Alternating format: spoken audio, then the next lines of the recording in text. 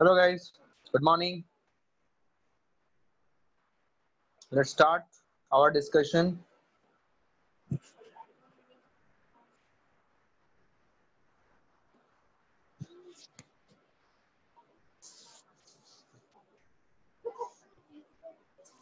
Okay आप लोगों ने लास्ट क्लास में जहां तक कवर किया था हम वहीं से आज आगे बढ़ेंगे। आप लोगों ने मिरर के वेलोसिटीज के रिलेटेड कुछ बातें समझी थी, थोड़े बहुत उसकी प्रैक्टिस कर लेते हैं। और देखिए ध्यान से, सपोज इफ आई से suppose this is the mirror and इसके एक्सिस से 2 मीटर ऊपर एक ऑब्जेक्ट है and this object is suppose this object is suppose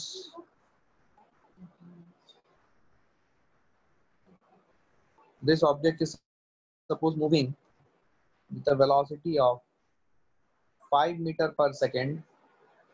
सब लोग अपने कॉपी में लिखना शुरू करते हैं at an angle of 37 degree with the horizontal, and this mirror this moves at an angle of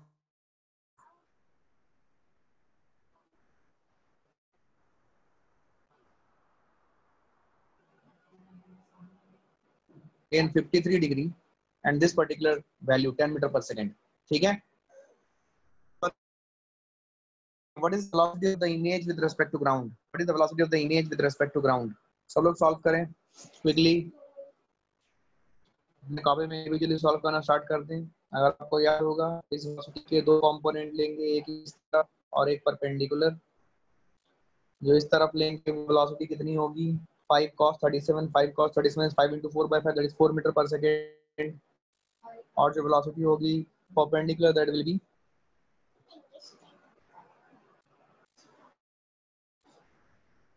ठीक है, it will B 5 sin 37, 5 37 5 into 3/5 that is 5 meter per second। ये 5 meter per second हो जाएगी।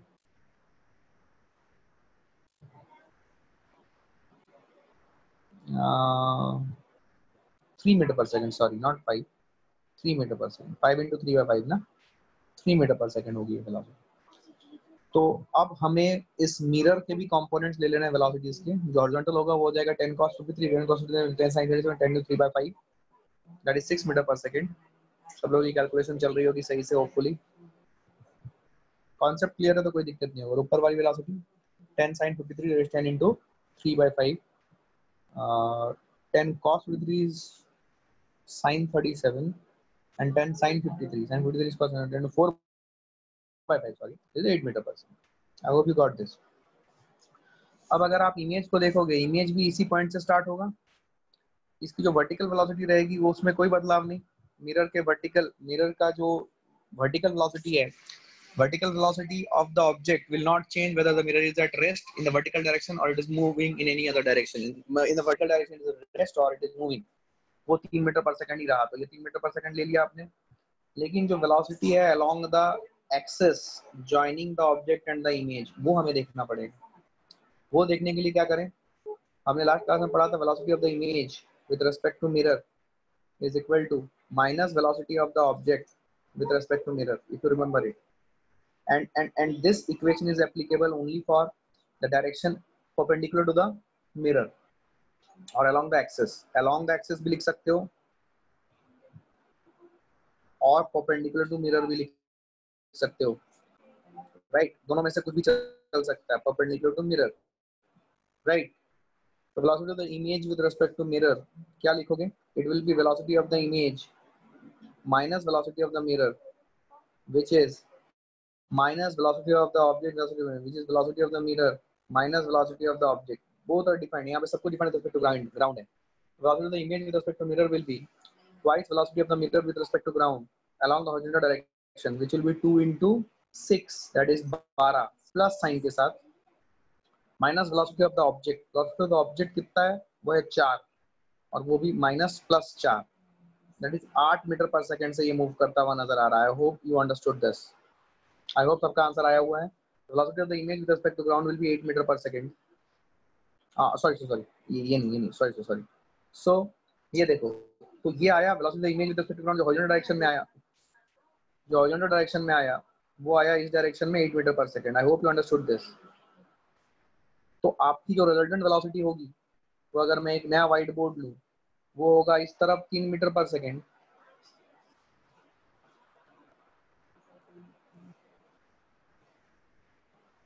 ठीक है, और इधर होगा 8 metre per second. I hope you understood this. तो इन दोनों का रिजल्टेंट क्या हो जाएगा? इन दोनों का रिजल्टेंट होगा समवेयर हियर, ठीक है, and you would be able to get your answer, ठीक है। I hope you understood this.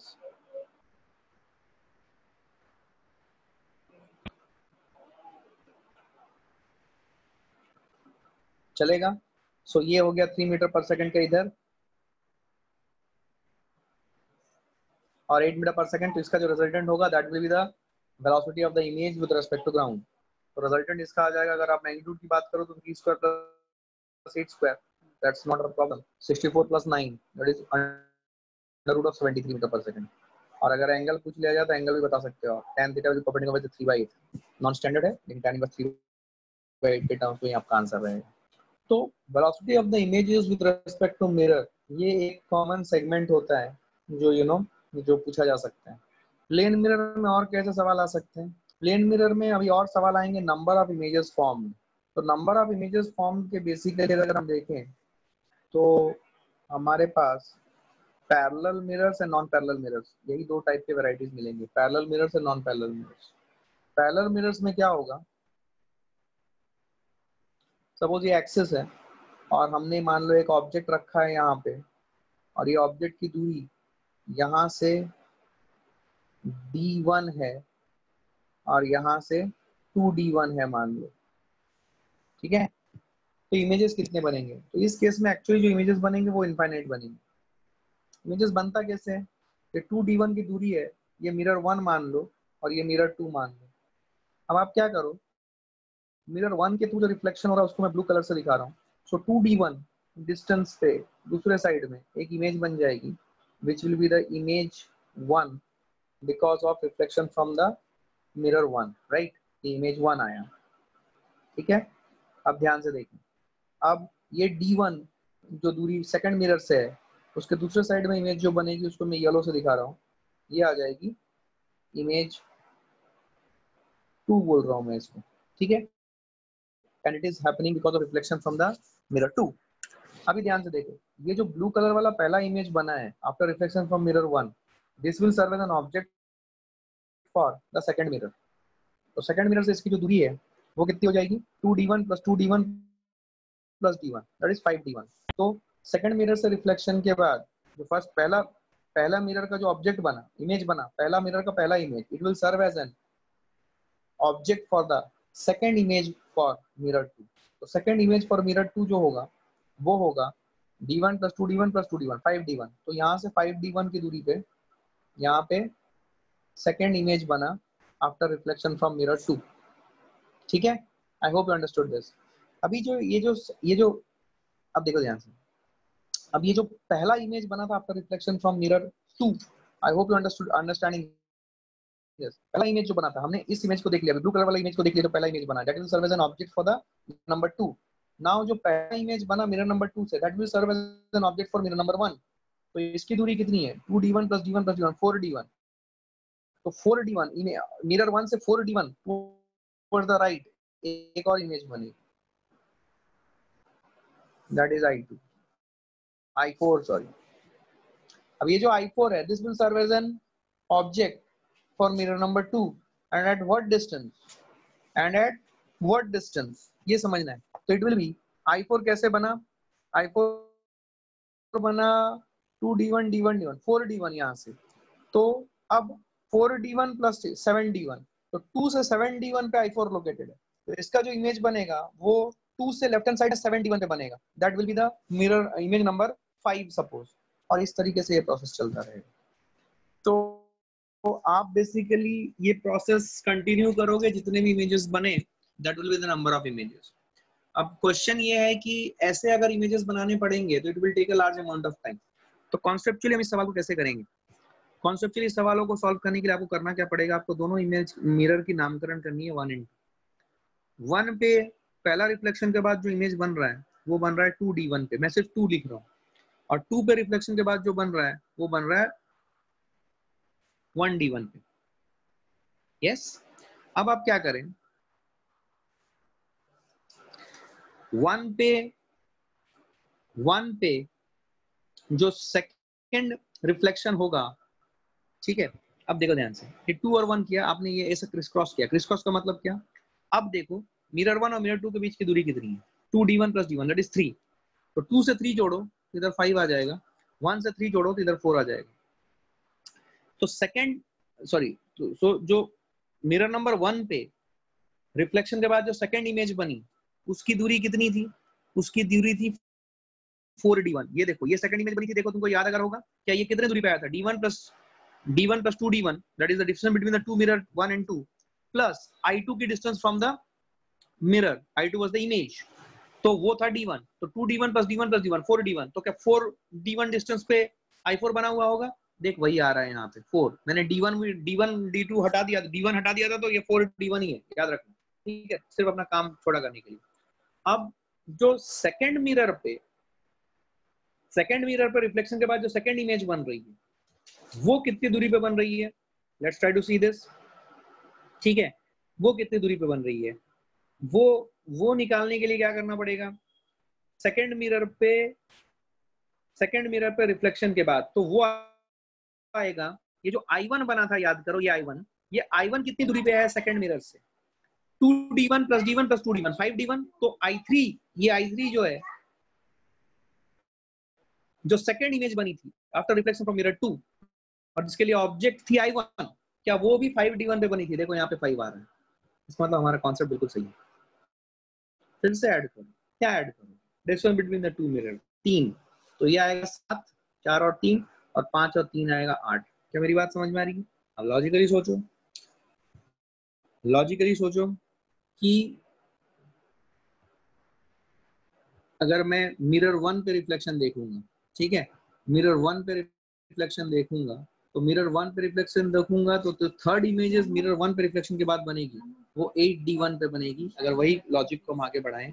और सेकंड मिरर पे अगर रिफ्लेक्शन के बाद इमेज देखूं तो वो 7D1 पे आ रही है। I hope you got this, ठीक है। एक सवाल करते हैं, अपने आप क्लैरिटी आएगी। आइए देखें इस चीज को।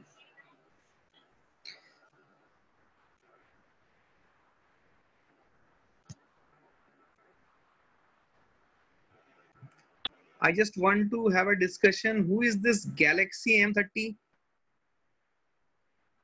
Anyone?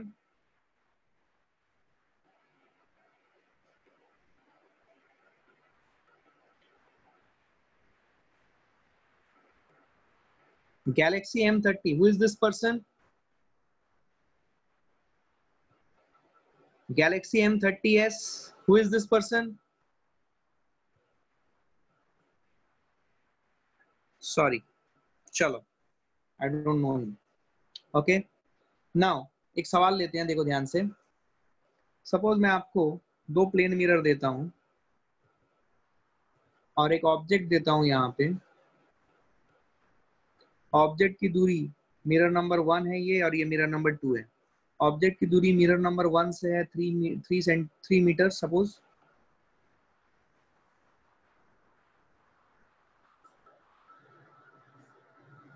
ठीक है। एंड ऑब्जेक्ट की दूरी मिरर नंबर 2 से कितनी है, सपोज वी से दैट इसकी दूरी जो है यहाँ से है 4 मीटर। सभी इमेजेस आपको बताने हैं। तो what is the logic that we learn today, mirror number 1 mirror number 2 लिख लेंगे। पहला इमेजेस जो बन रहा है, पहला इमेजेस का लोकेशन ले लेंगे। मिरर 1 पे जो पहला रिफ्लेक्शन के बाद इमेज बनेगा, क्या वो 3 मीटर पे बनेगा, और मिरर 2 पे 4 मीटर पे बनेगा। अब इनमें आप क्रॉस टैग करते चलिए, कितना जोड़िएगा क्रॉस टैग करते हुए, क्रॉस टैग करते हुए आप जोड़िएगा डिस्टेंस बिटवीन द 2 मीटर। 3 और 4 कितना हो गया, 7। तो 7 और 3 जोड़ोगे तो इधर आएगा 10, और ये 10 है, याद रखना, सॉरी, ठीक है। और यहाँ पे 4 और 7 जोड़ोगे तो ये आएगा 11। फिर से क्रॉस टैग करें, 11 के ऊपर क्या जोड़ेगा, distance between the 2 meters that is 3 और 4 7। तो 11 + 7 कितना होगा, 18, और 10 + 7 कितना होगा, 17। आई होप यू अंडरस्टूड दिस। अभी 17 के साथ फिर से कितना जोड़िएगा 7, 17 के साथ 7 जोड़िएगा तो 24 और 18 के साथ 7 जोड़िएगा तो 25। आई होप यू अंडरस्टूड दिस। ठीक है, इस तरीके से आपके सारे इमेजेस बनते चलेंगे after reflection from the mirror 1 and 2। I hope you understood this. अब ये जो कॉन्सेप्ट आपने लगाया है, it is the full proof concept. आपको ऐसे ही सॉल्व करना है और कोई दूसरा मेथड से देखने की जरूरत नहीं है। ठीक है, अब यहाँ पे कॉन्सेप्ट क्या आता है कि सपोज मैंने एक ऐसा एक्सिस लिया, इस एक्सिस के ऊपर एक मिरर है और इस एक्सिस के नीचे एक मिरर है, और ये दोनों मिरर जो हैं ध्यान से सुनना, ये जो दोनों मिरर्स हैं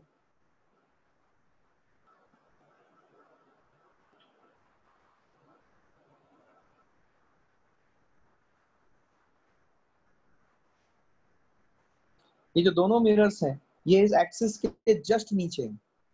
ये इस एक्सिस के जस्ट नीचे, मतलब एक मिरर जो है इसको हम सपोज मैं मिरर 1 नाम दे रहा हूँ और इसको मैं मिरर 2 नाम दे रहा हूँ। मिरर 1 होता है एक्सिस रेड कलर के एक्सिस से और नीचे जा रहा है, और मिरर 2 रेड कलर के एक्सिस से स्टार्ट होता है और ऊपर जा रहा है। ठीक है, सपोज मैं आपको बोलूं कि एक ऑब्जेक्ट है जो कि एक्सिस पे लाई कर रहा है, and suppose it is at a distance of 3 meter from mirror 2 and it is at a distance of 4 meter from mirror 1। तो अगर मैं आपसे पूछूं कितने इमेजेस यहाँ पे आपको दिखाई देंगे, you have to tell me how many images, कितने इमेजेस आपको यहाँ पे दिखाई देंगे। ठीक है, सवाल ये है कि हाउ इमेजेस। ठीक है, अब कॉन्सेप्ट क्या है यहाँ पे देखना। देखो, जब आपने दो मिरर्स को कंप्लीटली एक दूसरे को फेसिंग बनाया था और एक्सिस यहाँ पे था, then how many images you are getting, you are getting infinite number of images. If you recall, ये प्रोसेस हम क्रॉस टैग वाला प्रोसेस करते चलेंगे तो हमारे पास इनफाइनाइट नंबर ऑफ इमेज आएंगे। लेकिन इस केस में ये जो स्पेशल केस मैंने आपको दिया है, दिस इज इंटरेस्टिंग। यहाँ पे मैंने 3 मीटर की दूरी और 4 मीटर की दूरी रखी हुई है।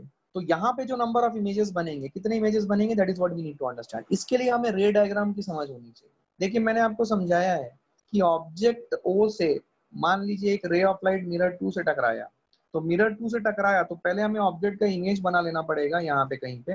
तो इसका जो इमेज है वो उतनी ही दूरी पे, दैट इज 3 मीटर पे यहाँ पे बन जाएगा। और फिर यहाँ से एक रे ऑफ लाइट लेंगे डॉटेड लाइन में और फिर इसको इसी डायरेक्शन में एक्सटेंड कर देंगे। अब कॉन्सेप्ट ये है कि ये जो रे ऑफ लाइट गई इधर मिरर 2 से रिफ्लेक्शन के बाद, suppose I call it as ray 2, क्या ये रे 2 का कोई भी चांस है कि ये रिफ्लेक्ट होने के बाद M1 से टकराए? चांस ही नहीं है, क्योंकि ये M1 इस एक्सिस के नीचे ही है, ऊपर तो है ही नहीं, थोड़ा भी ऊपर नहीं है। जस्ट वो एक्सिस से जो रेड कलर की एक्सिस है वहीं से स्टार्ट हुआ और उसके नीचे गई है। तो 2 by any chance will not be able to hit M1। देखिए, मल्टीपल इमेजेस कब बनते थे? मल्टीपल इमेजेस तब बनते थे जब रेज ऑफ लाइट रिफ्लेक्शन के बाद फिर से दूसरे मिरर को स्ट्राइक करते थे। मैं आपको इसको और अच्छे से क्लैरिटी देता हूँ, ध्यान से देखिएगा।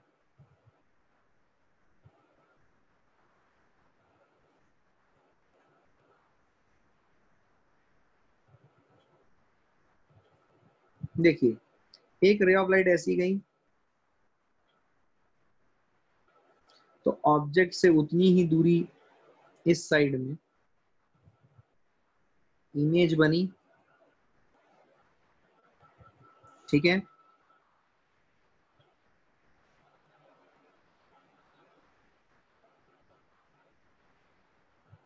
ये जो रिफ्लेक्टेड रे ऑफ लाइट है, पहला इमेज यहाँ पे बना, ये मान लो मिरर 1 था मेरा और ये मान लो मिरर 2 था।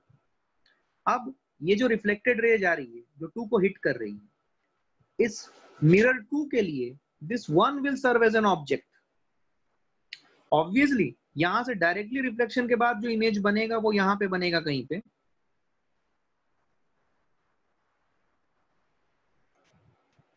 ठीक है, which will be something like this, suppose.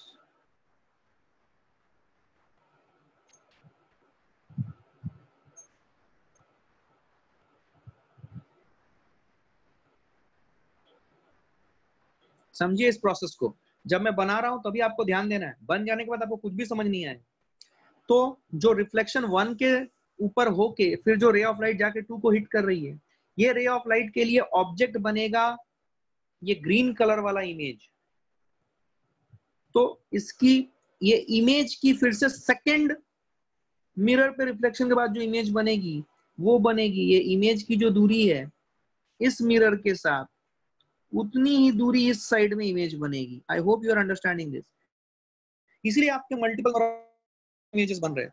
और ये जो इमेज 1 मैंने येलो कलर से दिखाया है, ये इमेज बना सेकंड में रिफ्लेक्शन के बाद, but this image will serve as an object for mirror 1। तो कितनी दूरी पे है, मान लो ये दूरी जो है, ये दूरी मैं रेड कलर से दिखा रहा हूं, ये दूरी, इतनी ही दूरी इस साइड में इमेज बनेगी आपकी, जो आई है येलो कलर्ड में, उस इमेज का इमेज से बनेगा after reflection from mirror 1। I hope you understood this. तो यहाँ पे कॉन्सेप्ट ये है कि रिफ्लेक्शन के बाद ये ray of light, this ray of light, this one, it was going and striking the mirror. लेकिन हमारे केस में जो हमने इससे पहले वाला केस बनाया था, सॉरी, हमने जो ये पहले वाला केस बनाया था, ये इसमें ये सिचुएशन नहीं है। ये जो रे ऑफ लाइट मैं दिखा रहा हूं अभी ध्यान से देखना, जहां पे ट्रिपल रेज मैंने बना दिए हैं, ट्रिपल एरोज, ये रे ऑफ लाइट जाके मिरर 1 को हिट ही नहीं कर पा रही है। तो कितने इमेजेस बनेंगे, सिर्फ ये बना एक। अब यहां से रे ऑफ लाइट ऐसे भी तो जा सकती है, ऐसे।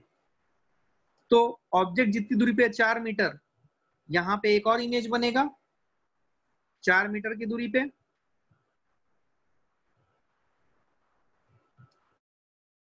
यहां से आप डॉटेड लाइन ले लो और यहां से एक्सटेंड कर दो इधर। तो अब ये भी जो रे ऑफ लाइट है 3 एरोस जो मैंने दिखाया, ये भी फिर से किसी मिरर को हिट ही नहीं कर पाएगा। Are you understanding this? तो यहाँ पे हमारे लिए कितने इमेजेस बनेंगे, how many images? The answer will be 2। एक ये और एक ये। This is a very good question. अब इसको कॉन्सेप्चुअली अगर मैं तुम्हें दिखाऊं, ध्यान से सुनना, कॉन्सेप्चुअली अगर मैं तुम्हें इसे दिखाऊं तो मैं इसको ऐसे दिखाऊंगा कि मान लो ये मेरा स्टैंडर्ड लाइन है, मान लो एक मिरर जो है ये ऊपर है, एग्जैक्टली ऊपर, और एक मिरर जो है ये थोड़ा सा खाली इसको क्रॉस किया हुआ है। अब कितने इमेजेस बनेंगे? It's a very interesting question. ये वही बच्चा जवाब दे सकता है जो रटा नहीं है और जिसने समझा है। अब कितने इमेजेस बनेंगे? How many images? अब आंसर होगा इनफाइनाइट। अब आप सोचो क्यों? आप बोलोगे कि सर ये वाला पोर्शन के फ्रंट में तो सिर्फ इतना ही पोर्शन है, आप इनफाइनाइट कैसे बोल रहे हो? इनफाइनाइट मैं इसलिए बोल रहा हूँ कि ये जो छोटा सा पोर्शन भी जो ऊपर गया हुआ है, कॉन्सेप्चुअली समझो इस चीज को, ये जो छोटा सा पोर्शन जो भी ऊपर दिया गया हुआ है, आप देखोगे कि ये पोर्शन ऐसा है और बाकी पोर्शन ऐसा है, बट इतने पोर्शन में ही, बिकॉज हम पैरेक्सियल रेज लेते हैं तो angle of approximation, angle of incidence will be very very less. तो हम एंगल इनटू इंसिडेंस को बहुत छोटा अगर कर दें तो इसी दूरी के अंदर, इसी दूरी के अंदर we can have infinite number of reflections. तो कितने इमेजेस बनेंगे? इनफाइनाइट इमेजेस बनेंगे। क्या मेरी बात समझ आई? So this is the concept which you need to understand कि एग्जैक्टली एक्सिस से स्टार्ट होके बिलो रहे। सपोज ये मिरर 1 मिरर 2, इस कॉन्सेप्ट ध्यान से सुनिएगा। मिरर 1 मिरर 2 एग्जैक्टली एक्सिस से नीचे और एग्जैक्टली से ऊपर हो, और थोड़ा भी एक्सिस के ऊपर सुपर इम्पोजिशन का रीजन नहीं है किसी भी साइड में, तो फिर number of images will be only 2। लेकिन अगर थोड़ा भी सुपर इम्पोजिशन का रीजन है एक्सिस के दोनों साइड में, वेदर ऊपर या नीचे, तो आपके नंबर ऑफ इमेजेस इनफाइनाइट हो जाएंगे। आई hope you understood this is a very important concept. क्या क्लैरिटी आई है? क्या क्लैरिटी आई है? I hope you understood this. ठीक है, गुड, वेरी गुड। आ जाओ। तो ये रहा कॉन्सेप्ट आपका। अभी इसी कॉन्सेप्ट को थोड़ा सा आगे और लेके जाएंगे। ध्यान से देखो, सपोज मैं आपको बोलूं कि suppose I create a mirror like this,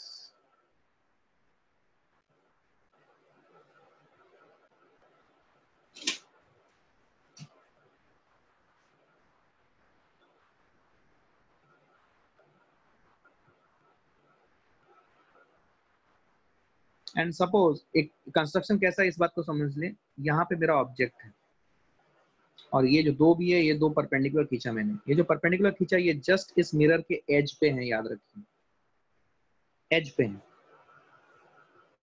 ये ऑब्जेक्ट है। कितने इमेजेस? आप जवाब दे सकते हो, आप अभी वर्क कर सकते हो अपने कॉपी में। How many images? तो आपको लॉजिकली समझ में आएगा कि अब यहां से जो रेज ऑफ लाइट आएंगी, आपको मैंने ये सिखाया हुआ है कॉन्ग्रुएंसी, तो जितना ऑब्जेक्ट डिस्टेंस है ये डिस्टेंस डी, उतना इमेज डिस्टेंस पे आप एक इमेज बना दो। तो अगर आप एक यहाँ पे इमेज बना दोगे तो इमेज से आप रेज ऑफ लाइट को ऐसे डॉटेड दिखाओ इधर, बिकॉज ये वर्चुअल पोजीशन है, और यहाँ से इसको आगे बढ़ा दो। अब ये जो रे ऑफ लाइट है, ये ट्रिपल रे से मैंने दिखाया, कोई चांस नहीं कि ये रे ऑफ लाइट फिर से जाके मिरर 2 को हिट करे, ये चांस ही नहीं है।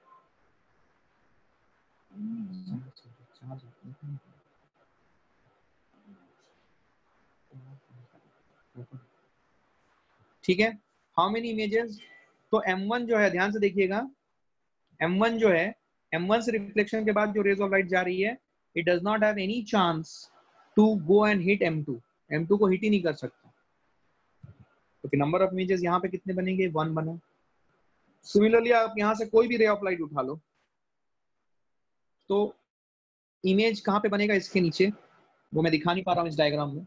तो ये रिफ्लेक्ट होगा, वहां से आप लेके इसको, रेज ऑफ लाइट रिफ्लेक्ट होगा, आप इसको एक्सटेंड करो तो आपको इमेज बन जाएगी उतनी दूरी, जितनी ये दूरी डी, उतनी दूरी नीचे इमेज बन जाएगी। I hope you understood this.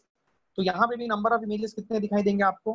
The answer will be 2। I hope you understood this. ठीक है, तो ये कॉन्सेप्ट आपको क्लियर होना चाहिए कि कितने इमेजेस आपको दिखाई देंगे। अब इसमें जो रियल कॉन्सेप्ट आता है, वो रियल कॉन्सेप्ट आता है जब दो मिरर्स पैरेलल ना रखे हुए हैं और उनके बीच में कुछ एंगल। ठीक है, आइए उस कॉन्सेप्ट को देखते हैं। अभी कॉन्सेप्ट विल बी व्हेन, या फिर कॉन्सेप्ट, इसको कॉन्सेप्ट या हेडिंग डाल लो कि number of images when the images are not parallel and they are at certain angle. तो उस केस में क्या करेंगे, आइए देखते हैं। सपोज एक मिरर है ऐसा और दूसरा मिरर है ऐसा, and suppose I say that इनके बीच का जो एंगल है वो एंगल है थीटा। ठीक है, तो इस केस में कितने इमेजेस बनेंगे? That is what the question is. ठीक है, तो लॉजिकली अगर हम सोचें तो हम यहाँ पे ऑब्जेक्ट को कहीं पे भी रख सकते हैं। Suppose we say that we are keeping the object on the angle bisector of this particular angle theta, यहाँ पे ऑब्जेक्ट है। तो सबसे पहला काम आप ये करेंगे कि ऑब्जेक्ट से आप एक परपेंडिकुलर खींचेंगे ये दोनों मिरर्स के ऊपर। तो जब आप ये परपेंडिकुलर खींचोगे it will be something like this. I hope you understood this. तो आपकी जो एक मिरर हुई, ये एक मिरर इधर हुई, और जो दूसरी मिरर है वो दूसरी मिरर इधर हुई। ठीक है, और आपने इसके एंगल बाइसेक्टर पे ऑब्जेक्ट को रखा हुआ है। ठीक है, तो कितने इमेजेस बनेंगे? ये केस है, दिस इज द केस। इस टाइप के क्वेश्चन को कैसे सॉल्व किया जाए? ठीक है, तो इस क्वेश्चन को सॉल्व करने के लिए हम इसका एक सिंप्लीफाइड वर्जन लेंगे। मतलब अब एंगल को हम लोग, you know, we will not take any arbitrary angle, but we will first try to solve this with angle between the two mirrors as 90 degree. तो सिंप्लीफाइड वर्जन है, उसको एनालिसिस करते हैं और फिर ये जनरल वाले वर्जन पे आएंगे। बट आपको समझ में आ गई कि मैं क्या पूछना चाहता हूँ, कि ऑब्जेक्ट को हमने यहाँ पे एंगल इन दोनों मिरर के बीच में रख दिया, कितने इमेजेस आपको दिखाई देंगे, राइट? तो ऐसे सवालों को कैसे सॉल्व किया जाए, तो मैं थोड़ा सा टाइम इसमें स्पेंड करना चाहूंगा कॉन्सेप्ट के ऊपर। वैसे इसके फॉर्मूले अवेलेबल हैं किताबों में, बट मैं सजेस्ट करूंगा कि आप फॉर्मूला बिल्कुल ना रटें, बिकॉज वो फॉर्मूला कंप्लीट फॉर्मूला नहीं है, वो अधूरा ज्ञान है। आपको मैं पूरा कॉन्सेप्ट क्लैरिटी यहाँ पे देता हूँ विद ज्योमेट्री के अंडरस्टैंडिंग एंड प्रूफ। आप प्लीज इसी कॉन्सेप्ट को ध्यान से देखें, आपसे खटाखट खटाखट आंसर आएगा। ठीक है, आइए देखते हैं। सबसे पहले हम वो सिंप्लीफाइड वर्जन को देखेंगे। सिंप्लीफाइड वर्जन में क्या होगा, हमारे पास ऐसा मान लो दो मिरर्स हैं, एक मिरर इस जोन में और एक मिरर इस जोन में। ये दो मैंने ऐसे ही ड्रॉ कर दिया, एक्सटेंड कर दिया, यहाँ पे मिरर्स नहीं है, मिरर सिर्फ इतने जोन में है, दो 90 डिग्री वाले मिरर्स, ठीक है। And suppose if I say that ये इसका एंगल बाइसेक्टर है 45 डिग्री वाला लाइन, और यहाँ पे अपना एक ऑब्जेक्ट लोकेटेड है, ठीक है। अभी ध्यान से देखो, तो बेसिकली हम ये बोल सकते हैं कि अगर ये परपेंडिकुलर बाइसेक्ट एंगल बाइसेक्टर पे है, सॉरी, तो ये डिस्टेंस अगर ए है तो ये डिस्टेंस भी ए होगा फ्रॉम बेसिक कॉन्ग्रुएंसी। मैं वो प्रूफ नहीं कर रहा हूँ, आई completely understand and believe that you understand कि how this both these values have become equal, right? Angle bisector पे है, ठीक है। कॉन्ग्रुएंसी से आप प्रूव कर सकते हो, आप दो ट्रायंगल ले लो, आप प्रूव कर सकते हो, ए और ए, ठीक है। अब ध्यान से देखना, यहाँ से जो रेज ऑफ लाइट गिरेगी इस तरफ आएगी, इस तरफ गिरेगी, ठीक है। वो रेज ऑफ लाइट रिफ्लेक्ट कर जाएगी समवेयर हियर, हम इमेज मानेंगे यहाँ से उतनी ही दूर पे, तो रेज ऑफ लाइट ऐसे निकल जाएंगे। ये जो रेज ऑफ लाइट, ये रे ऑफ लाइट जो जा रही है, कोई चांस नहीं है कि ये आके, ये सपोज मिरर 1 है और ये मिरर 2 है, कोई चांस नहीं है कि ये वाला जो रे ऑफ लाइट मैंने बहुत सारे एरो से दिखाया है, कोई चांस नहीं है कि ये रे ऑफ लाइट जाके फिर से मिरर 2 को हिट करे, ठीक है। इसका मतलब ये हुआ कि ये वाला जो जोन है मिरर का, ये हमारे कोई मतलब का नहीं है, मतलब का नहीं है, मतलब यहाँ पे रिफ्लेक्ट होने के बाद कोई भी रेज ऑफ लाइट जो जा रही है वो फर्दर कोई और इमेज नहीं बनाएगी, मतलब इस साइड में जितने भी रेज ऑफ लाइट बने गिरेंगे वो सब यही इमेज बनाएंगी, ये वाला ही इमेज बनाएंगी। ओके, क्या क्लैरिटी है ये? आई होप यू अंडरस्टूड दिस। मैं इसको फिर से हटा देता हूँ, ठीक है। अच्छा, सिमिलरली अगर मैं मिरर 2 की बात करूं, तो यहाँ से इस साइड में जो भी रेज ऑफ लाइट आएगी, वो रेज ऑफ लाइट रिफ्लेक्शन के बाद इधर ही चली जाएगी। I hope you understood this, इस साइड चली जाएगी, and there will be no chance that these rays of light will come and again hit mirror 1, कोई चांसेस नहीं है। तो अगर ये फिर से मिरर 1 को हिट नहीं कर सकते, तो नंबर ऑफ, तो फिर ये जो जोन अगेन, ये जोन जो है, this will contribute to the formation of only one image, and that image will be this one which is at a distance of a from the mirror 2। क्या मेरी बात समझ में आ रही है? अच्छा, लेकिन यहां से जो रेज ऑफ लाइट इस साइड गिरेंगे, ये थोड़ा सा भी किचबिच हो जाएगा, आपको बनाते वक्त ही समझना है। ये जो रेज ऑफ लाइट आएगी जो इस साइड गिरेगी मिरर में, ठीक है, ये रिफ्लेक्शन के बाद, रिफ्लेक्शन कैसा होगा इसका, इस पॉइंट को इससे जोड़ दो और इसको एक्सटेंड कर दो। क्या मेरी बात समझ में आ रही है?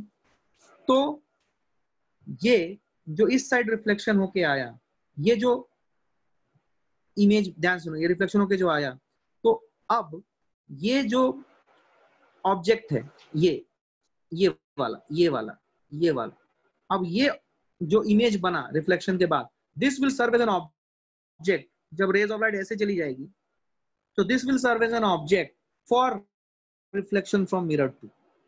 तो मिरर 2 के लिए रिफ्लेक्शन के लिए क्या करूं, क्या यहां से ऑब्जेक्ट से जो दूरी है ये जो विच इज ए ऑब्वियसली, उतनी ही दूरी पे क्या मैं एक और इमेज बना दूं? This will be my image which is formed by this ray of light, which after hitting mirror 1 in this particular region, ठीक है, is coming and again hitting mirror 2, ठीक है। तो उसके लिए वो जो अभी जो रिफ्लेक्शन हो रहा है, जो मैंने रेड कलर से दिखाया है, ये रिफ्लेक्शन के लिए क्या this particular object will serve as an, this particular image will serve as an object, and therefore again one image will be formed which will be this। I hope you understood this। now I will remove that, ठीक है। तो ये condition बन गई। अब ये देखो, अब ये जो रे ऑफ लाइट है, अब ये रे ऑफ लाइट इधर हिट करने के बाद ये जो जाएगी, ठीक है, ये जो जाएगी ये इस साइड में कुछ चली जाएगी। देखो ये बनाते वक्त ही किचबिच समझ में आएगा, एक बार बन गया फिर पागल हो जाओगे, कुछ समझ नहीं आएगा। अब ये जो रे ऑफ लाइट, ये रे ऑफ लाइट का कोई चांस नहीं है कि फिर से आके मिरर 1 को हिट करे, तो इसका कंट्रीब्यूशन खत्म, ठीक है। अब ध्यान से देखो, आई होप यू अंडरस्टूड दिस। अब ध्यान से देखो, अब इसको मैं इरेज कर देता हूँ। I hope you understood this. ठीक है, इसको मैं इरेज कर देता हूँ so that we can get a good. ठीक है, मैंने इरेज किया इसे। अब ये ग्रीन कलर का जो ओरिजिनल ऑब्जेक्ट की पोजीशन थी, वहां से कोई रेज ऑफ लाइट अगर इस साइड हिट करता है, ध्यान से देखिएगा, इस साइड हिट करता है, ठीक है, तो इमेज बना, ये वाला इमेज बना, यहाँ से डॉटेड लाइन लूंगा और ये डॉटेड लाइन को मैं इधर हिट कराऊंगा। ठीक है, इधर हिट कराऊंगा, तो ये जो अभी ऑब्जेक्ट बना, ये जो इमेज बना, ये image will serve as an object for again reflection by mirror one.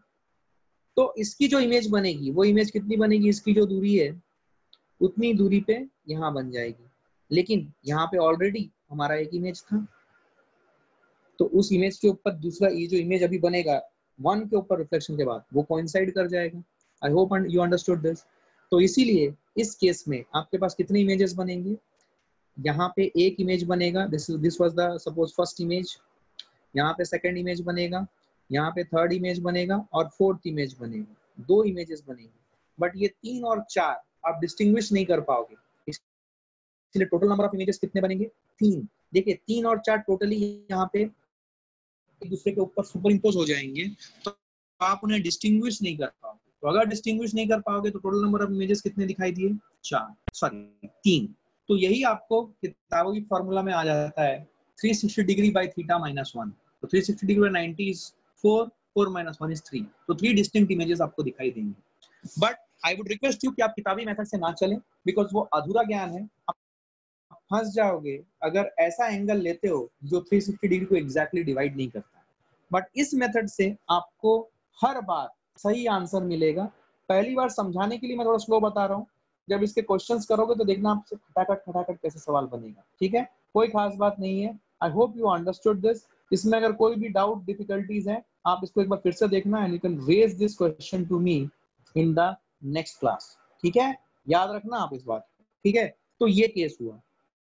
अब हम इसको थोड़ा सा और अच्छे से समझेंगे, और अच्छे से इसको समझेंगे। और अच्छे से समझने के लिए हमें क्या करना है, ध्यान से देखो। हमने ये देखा, ये मेरा 2 मिरर्स थे,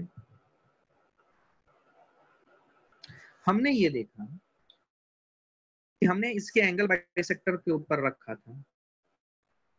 ठीक है, हमने ये देखा कि जो इमेजेस बनी, ठीक है, मान लो ये यहाँ से रिफ्लेक्शन के बाद जो इमेज बनी, यहाँ पे जो बनी, इसको मैं ग्रीन कलर से दिखाता हूँ। यहाँ पे रिफ्लेक्शन के बाद जो यहाँ पे इमेज बनी, उसे मैं ब्लू कलर से दिखाता हूँ। और यहाँ पे रिफ्लेक्शन के बाद जो यहाँ इमेज बनी, उसे मैं येलो कलर से दिखाता हूँ। तो तुम्हें एक चीज नजर आएगी कि ये ऑब्जेक्ट था, this was the object and all these are images. Suppose I1, I2, I3, और हमें पता है कि यहाँ पे एक और कोइंसाइड होता है I4।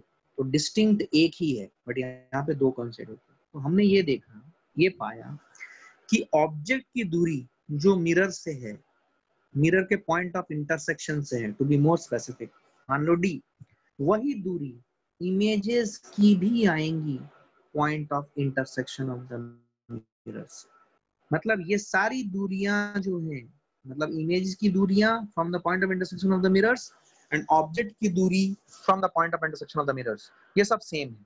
इसका मतलब ये हुआ कि अगर हम इस D को रेडियस मानते हुए और point of intersection of the mirrors मानते हुए अगर हम एक सर्कल ड्रॉ करें, तो डेफिनेटली अपने को समझ में आता है कि ये जो इमेजेस और ऑब्जेक्ट हैं, ये सभी एक ही सर्कल पे लाई करेंगी। आई होप यू अंडरस्टूड दिस। ये एक ही सर्कल पे लाई करेंगी, मतलब ये ऑब्जेक्ट और इमेजेस सब d radius, what was d? d was the distance of the object from the point of intersection of the mirrors। तो d रेडियस और point of intersection of the mirror को centre मानते हुए आप एक circle draw कर दो, तो आपको सभी इमेजेस इन सर्कल्स पे ही नजर आएंगी। क्या मेरी बात समझ में आई है? This is a very interesting thing. ठीक है, तो ये चीज आपको समझ में आई कि आपके अगर मिरर्स जो हैं वो किसी एंगल पे हैं, तो आप पहला पॉइंट क्या करें, ऑब्जेक्ट की दूरी मिरर्स के पॉइंट ऑफ इंटरसेक्शन से निकाल लें और वो दूरी का एक सर्कल बना लें। जितने भी इमेजेस बनेंगे वो सभी इमेजेस इन्हीं सर्कल के ऊपर या इसी सर्कल के ऊपर लाई करेगा। क्या मेरी बात समझ आई है?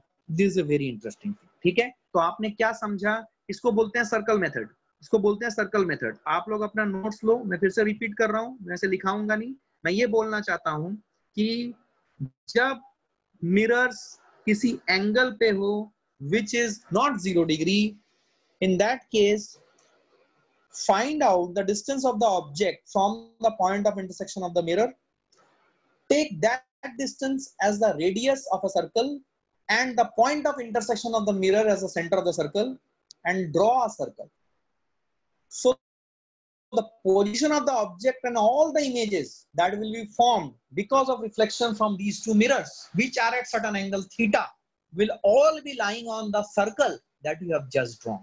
So this is the circle method, and this lays a great emphasis on the concept that is helping to build the general formula for finding answers to this case very fast. ठीक है, अब हम क्या करेंगे, थोड़ा सा conceptually एक सवाल सॉल्व करने की कोशिश करेंगे।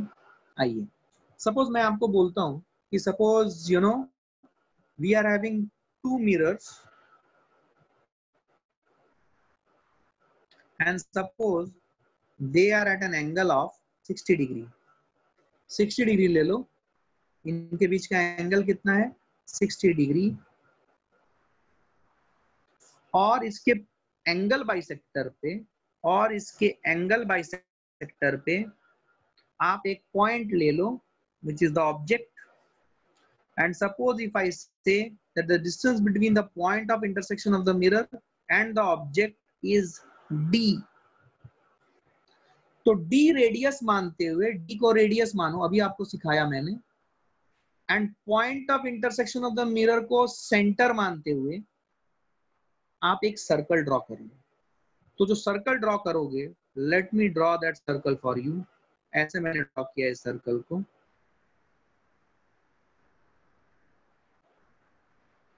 तो जितने भी इमेजेस होंगे object after reflection from mirror 1 and 2, ये सभी इमेजेस ये ग्रीन कलर का जो सर्कल मैंने ड्रॉ किया है इसी के ऊपर लाई करेंगे। अब थोड़ा सा मैंने यहाँ पे सिमेट्रिक लोकेशन ही मान लिया है, बिकॉज सिमेट्री से मैं आपको अच्छे से एक्सप्लेन कर पाऊंगा कॉन्सेप्ट को। अनसिमेट्री से भी बना पाऊंगा बट वो थोड़ा सा और ज्यादा किचबिच हो जाएगा। तो सिमेट्री यूज करके मैं ज्योमेट्री की मदद से कितने इमेजेस बनेंगे ये निकालने की कोशिश करता हूँ। ठीक है, ठीक है। आइए, तो देखिए, बिकॉज ये एंगल बाइसेक्टर पे है, तो देखिए ध्यान से, ये ऑब्जेक्ट जो जिस एंगल बाइसेक्टर जो लाइन है वो बेसिकली 60 डिग्री को दो इक्वल एंगल पे डिवाइड करेगा, 30 डिग्री एंड 30 डिग्री। तो let's try to see the concept, ध्यान से देखना। अच्छा, मैं अभी डी रेडियस सेंटर वेंटर ये सब हटा देता हूँ, this is not required, it will unnecessarily make our diagram ज्यादा टीडियस बना देगा। ये 60 डिग्री भी मैं हटा देता हूँ। ठीक है, कॉन्सेप्ट भी देखेंगे, देखिए ध्यान से, ये भी हटा देता हूँ।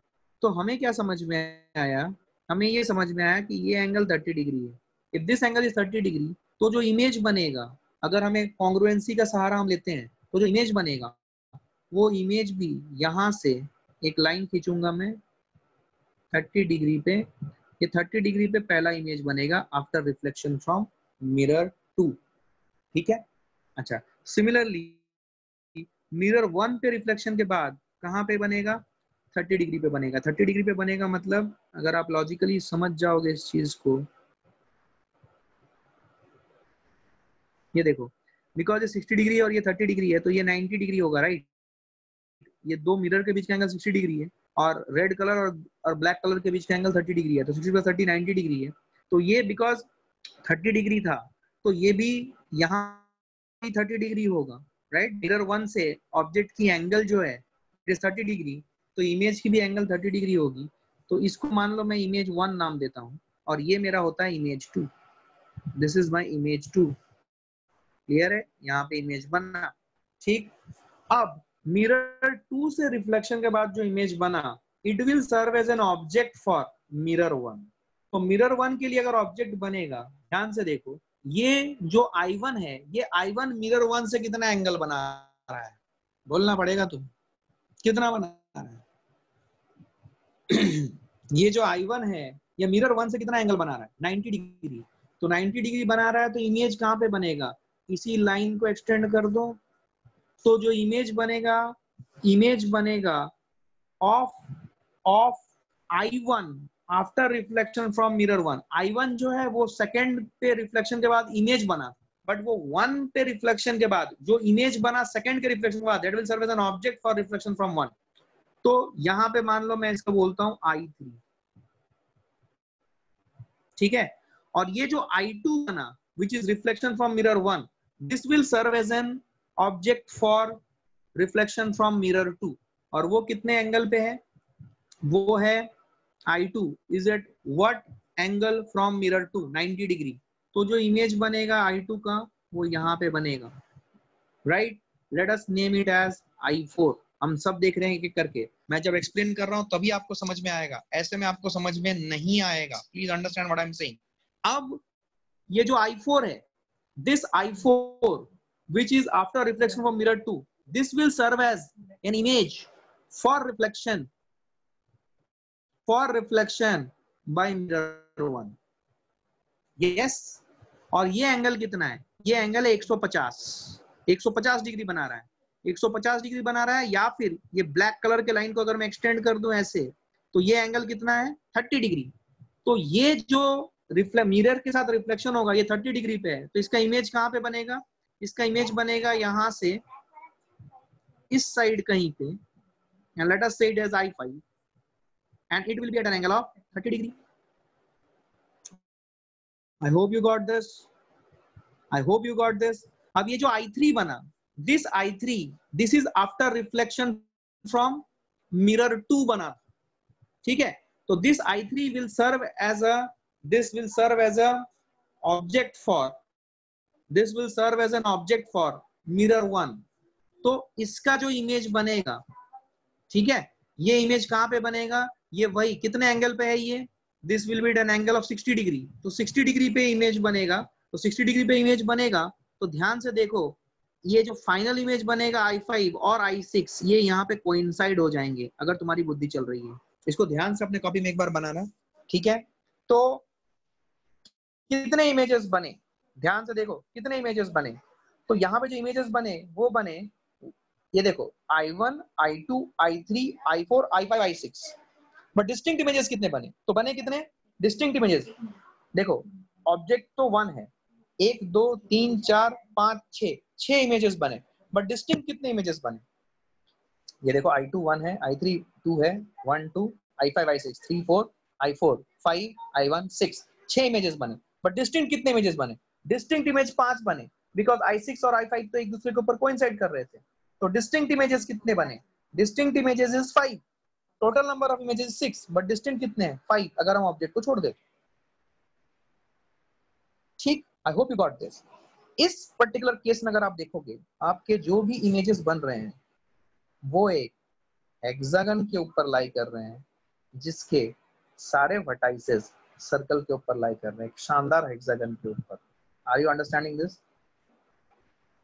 ये हेक्सागन के ऊपर लाई कर रहे हैं, एक शानदार हेक्सागन के ऊपर जिसके सारे वर्टाइसेस सर्कल के ऊपर लाई कर रहे हैं। तो आप सभी पूछा जा सकता है कि कि कोई भी दो इमेजेस के बीच की दूरी क्या होगी, आपको बता दिया जाए तो इधर वो होगा साइड ऑफ द हेक्सागन या फिर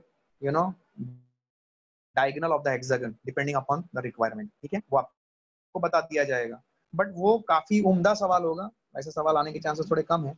बट यहाँ पे नंबर ऑफ इमेजेस कितने बने डिस्टिंक्ट, 5 बने।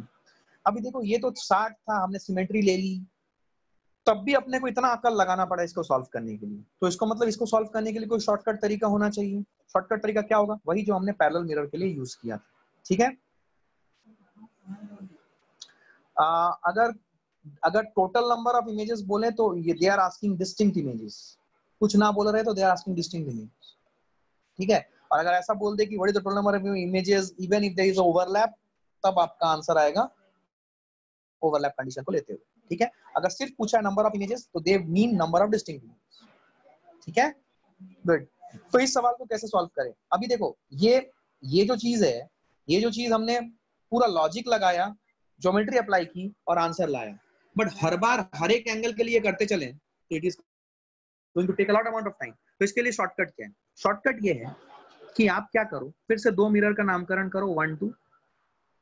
जैसे आप दो पैरेलल मिरर के लिए डिस्टेंसेस देखते थे, यहाँ पे एंगल वाले मिरर के लिए आप एंगल देखो। सो जो पहले रिफ्लेक्शन के बाद जो इमेजेस की पोजीशन है वो किस एंगुलर पोजीशन पे है? 30 30 30 30 पे है, यस और नो? क्योंकि 60 डिग्री था, 30 30 लिया।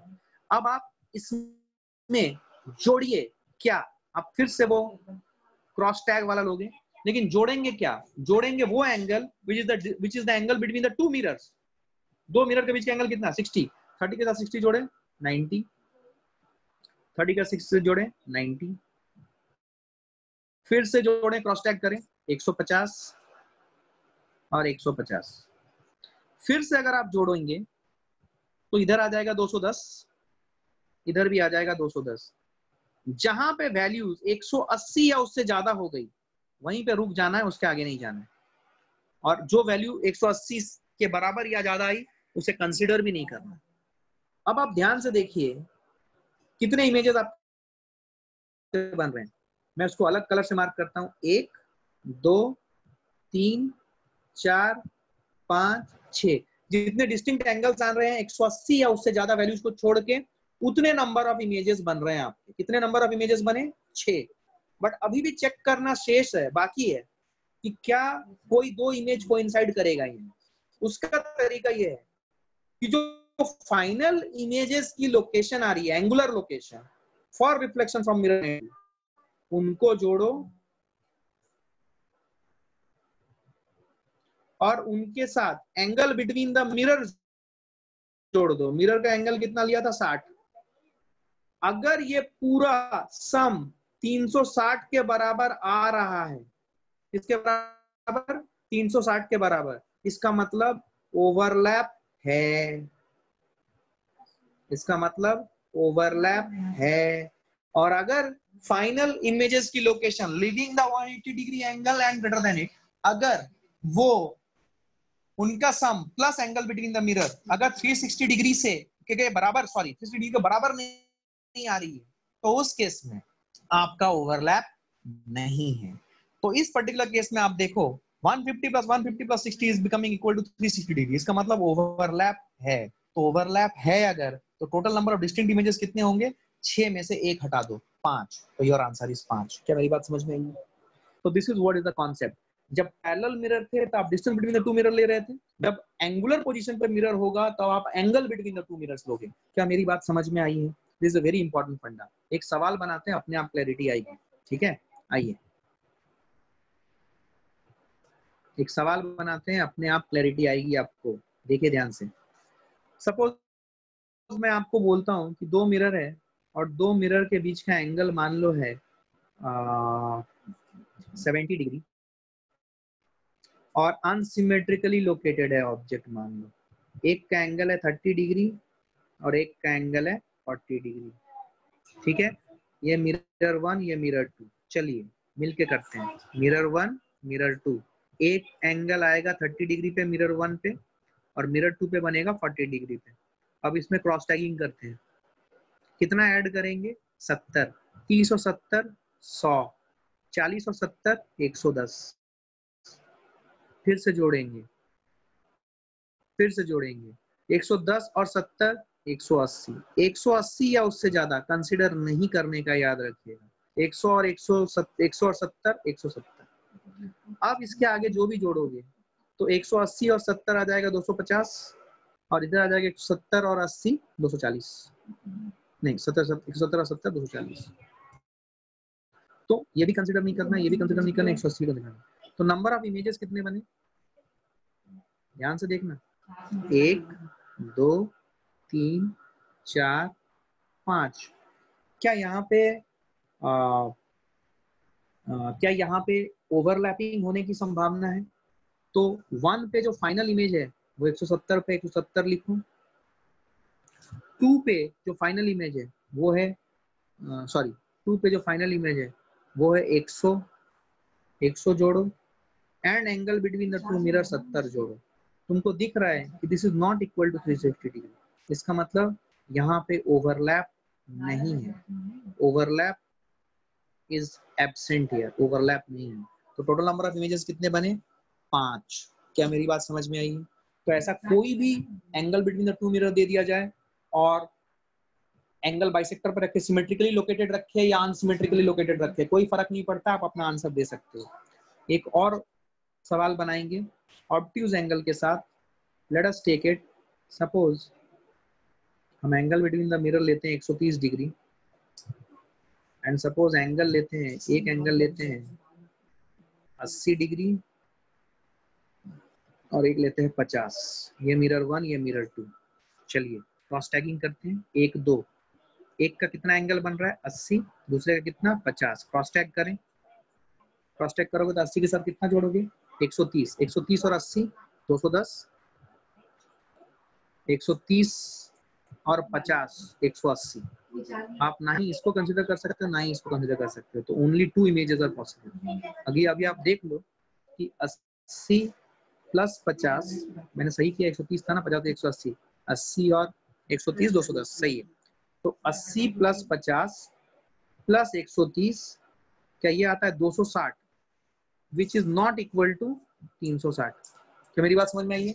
तो अगर ये 360 नहीं है, अगर ये 360 नहीं है, ठीक है, अगर ये 360 नहीं है, इसका मतलब कोई भी यहाँ पे क्या बोलते हैं ओवरलैप का गुंजाइश नहीं है, right? So these are the final varieties of questions. बहुत अच्छा था। This is completing your plane mirror section completely. Now from next day, जैसे कि कल आपको पता है कल आपको टेस्ट देना है, कल आपका क्लास नहीं है, प्लीज टेस्ट के लिए सब लोग तैयारी करें। आपको क्वेश्चन पेपर मिल जाएगी अराउंड 2:30। सब लोग टेस्ट उसी टाइम पे दें 2:30 को। 1 घंटा 70 मिनट का टेस्ट होगा। 2 ही इमेजेस सुपर इम्पोज होंगे, हम कैसे बता सकते हैं 2 ही इमेजेस सुपर इम्पोज होंगे? आप इसको और देखो, ठीक है, 2 से ज्यादा इमेजेस सुपर इम्पोज नहीं होंगे, ठीक है। आप इसको सोचो, मैंने जितना बता दिया ये मोर देन एनफ है, ठीक है।